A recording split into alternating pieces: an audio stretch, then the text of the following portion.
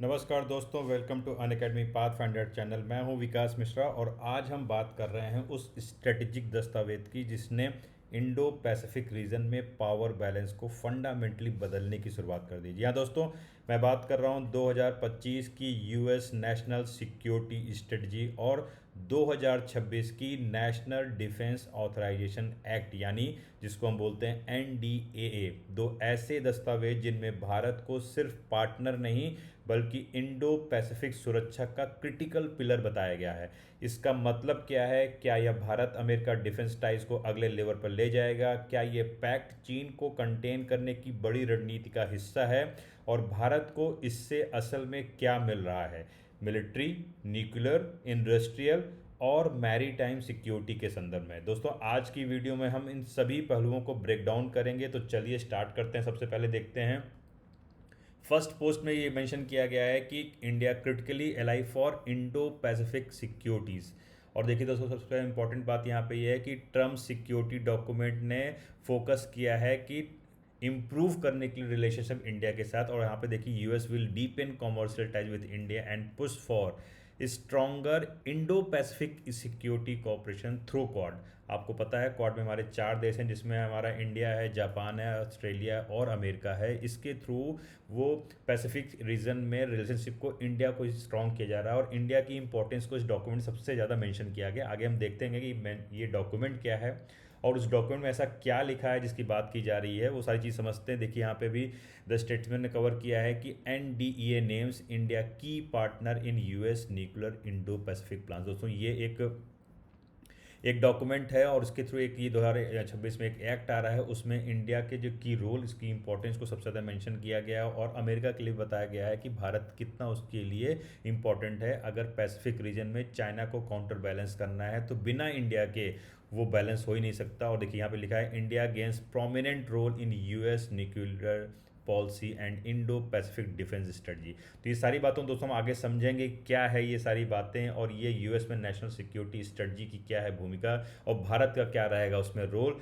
उससे पहले दोस्तों देखते हैं कि यहाँ पे भी मेंशन किया है। सबसे पहले आपको बताते हैं कि अमेरिका ने अपनी नई जो सुरक्षा रणनीति, इसमें साफ लिखा है कि India is critically ally for India Indo Pacific region. देखिए दोस्तों, ये है इंडो पैसिफिक रीजन, जिसमें आप देख रहे होंगे ये अफ्रीका का जो ईस्टर्न पार्ट, इसमें इंडियन ओशन से लेकर के ये पूरा पैसिफिक रीजन है, जिसमें आपको पता है जापान से लेकर चाइना, इंडिया, फिलीपींस, इंडोनेशिया और ऑस्ट्रेलिया और यहाँ तक कि दोस्तों यूएसए भी यहाँ पर शामिल है।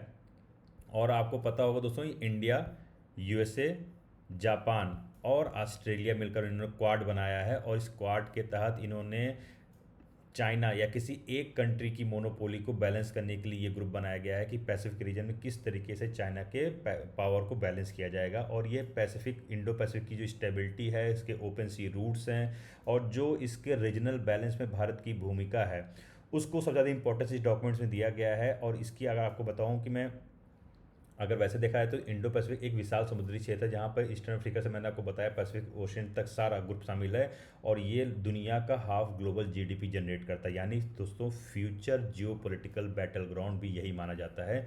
जहाँ पे मैंने आपको बताया क्वाड की इंपॉर्टेंस बताई, तो ये संकेत दे रहा है कि चीन के जो बढ़ते दावे हैं, खासकर साउथ चाइना सी में, ये इस एरिया में साउथ चाइना सी में बैलेंस करने के लिए भारत सबसे ज़्यादा की इंपॉर्टेंस रोल रहेगा। तो आइए चल के देखते हैं दोस्तों आगे चल के किस तरीके से भारत का रोल रहेगा और इस डॉक्यूमेंट में ऐसा क्या लिखा है जो इतना ज़्यादा हाईलाइट हो रहा है। उससे पहले देखते हैं, अनअकैडमी आपकी यूपीएससी की तैयारी को आसान करने के लिए मंथली करंट अफेयर्स की magazine, weekly news analysis, NCERT के नोट्स, प्रीवियस ईयर के क्वेश्चंस, करंट अफेयर्स के पीडीएफ और साथ में दोस्तों आपको प्रोवाइड करा रहे हैं फ्री में प्रीलिम्स मॉक टेस्ट। और अगर आप हमारे इस नंबर पर कॉल करते हैं तो हमारे डेडिकेटेड काउंसलर्स आपकी सारी कन्फ्यूजन को, अनअकैडमी आईएएस आपके सारे यूपीएससी रिलेटेड कन्फ्यूजन को दूर करने का प्रयास करता है। चलिए दोस्तों टॉपिक पे आते हैं और देखते हैं किस तरीके से defence plus trade plus technology America को भारत से क्या चाहिए, वो सारी बातें देखते हैं।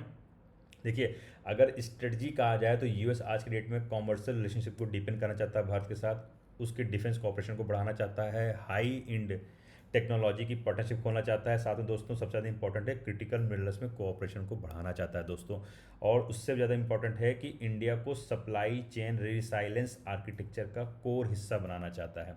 आपको मैं बताऊंगा कि ये जो रिसाइलेंस कोर हिस्सा है। ये रिसाइलेंस है क्या, सप्लाई चेन रिसाइलेंस होता क्या है? ये एक ऐसा मॉडल होता है जिसमें आप जैसे चिप्स हुई, रेयर अर्थ मिनरल्स हुए, डिफेंस कंपोनेंट्स की सप्लाई हुई, चीन पर निर्भर ना रहकर कई देशों में डिस्ट्रीब्यूट होता है। यूएस चाहता है कि भारत इस नई जो ग्लोबल स्ट्रक्चर में लीडिंग रोल है उसको निभाए, और वो टेक, ट्रेड और डिफेंस तीनों पर भारत के साथ अपने रिश्तों को बढ़ाना चाहता है। तो इसको हम देखेंगे किस तरीके से कि इंडिया का जो इंडो पैसिफिक न्यूक्लियर स्ट्रेटजी वो क्या है।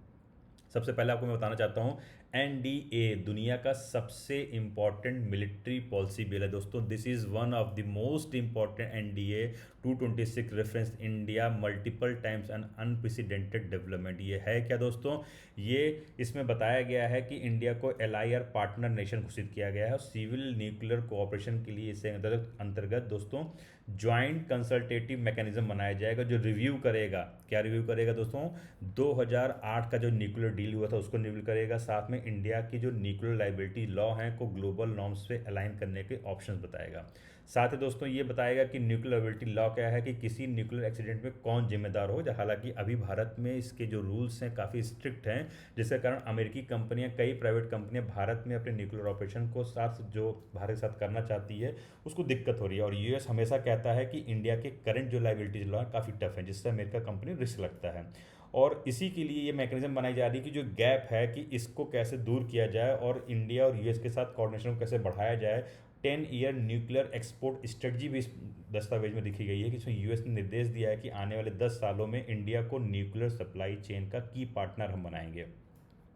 आगे देखते हैं दोस्तों किस तरीके से इस पार्टनरशिप को इंडो पैसिफिक इंडस्ट्रियल रीसाइलेंस कहा जा रहा है, और आपको उसके बारे में बताना चाहते हैं कि क्या है ये।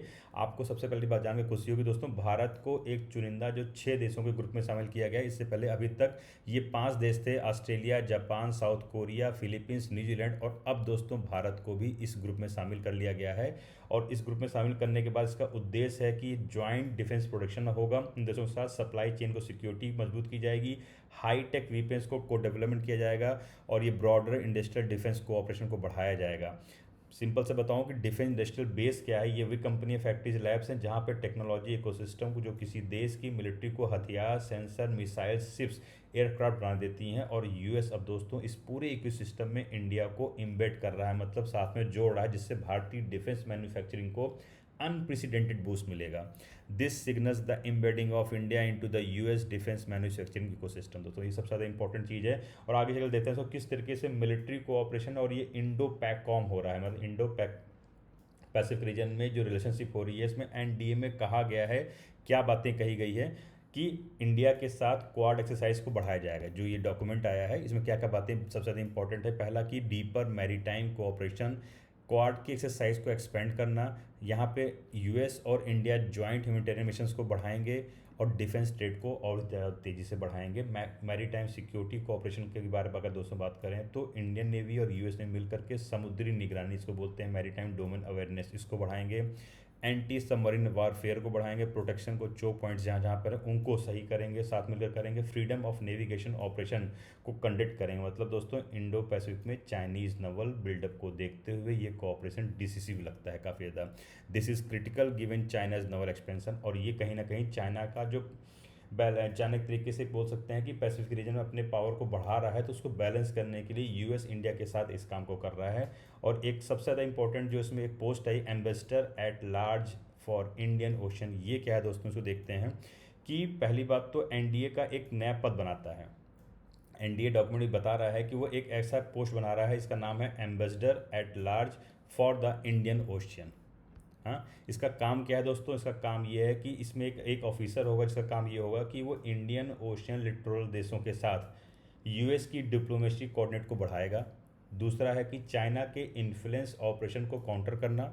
तीसरा दोस्तों स्ट्रेटजिक जितने चोक पॉइंट्स हैं, जैसे कि आपको पता होगा मलक्का स्ट्रेट है, बाब अल मंदेब है, इन सारे पॉइंट्स पर फोकस को बढ़ाएगा। यानी इंडियन नेवी के लिए डेवलपमेंट एक बड़ा डिप्लोमेटिक लेवरेज बन सकता है दोस्तों। और ये इंडिया यूएस डिफेंस रिलेशनशिप को और बिगर पिक्चर में बढ़ाएगा। जैसा कि आपको पता होगा दोस्तों, इससे पहले इंडिया यूएस कई ऐसे एग्रीमेंट्स किए हैं जो किसी और देश के साथ नहीं, जैसे कि आपको पता होगा कॉमकासा हुआ, BECA हुआ, लेमो हुआ, ये सारे के सारे ऐसे जेट इंजन को प्रोडक्शन हुआ, MQ-9B ड्रोन्स के साथ हुआ। हम साथ में दोस्तों युद्ध अभ्यास करते हैं, मालाबार युद्ध अभ्यास करते हैं। ये सारी चीज़ें दोस्तों इंडिया और US के डिफेंस टाइज को एक नए स्तर पहुंचा रही हैं। साथ में आने वाले टाइम पे देखिएगा दोस्तों, जो NDA 2026 और NSS 2025 ये दिखाता है कि इंडिया अब सिर्फ स्ट्रेटेजिक पार्टनर नहीं बल्कि इंडो पैसिफिक सिक्योरिटी आर्किटेक्चर का बैकबोन बन रहा है। यह एक ऐसा शिफ्ट हो रहा है दोस्तों जिसमें चीन की स्ट्रेटेजिक कैलकुलेशन को फंडामेंटली ऑल्टर किया जा रहा है दोस्तों। The US documents clearly signals Indo-Pacific stability is impossible without India. This is very important line दोस्तों। और India is not just a balancing power but now India is becoming a decisive power।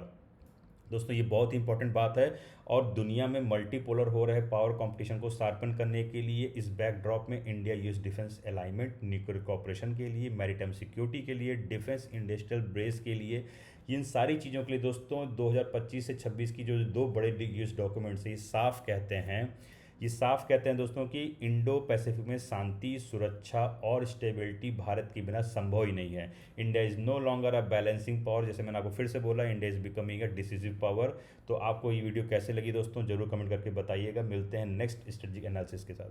धन्यवाद।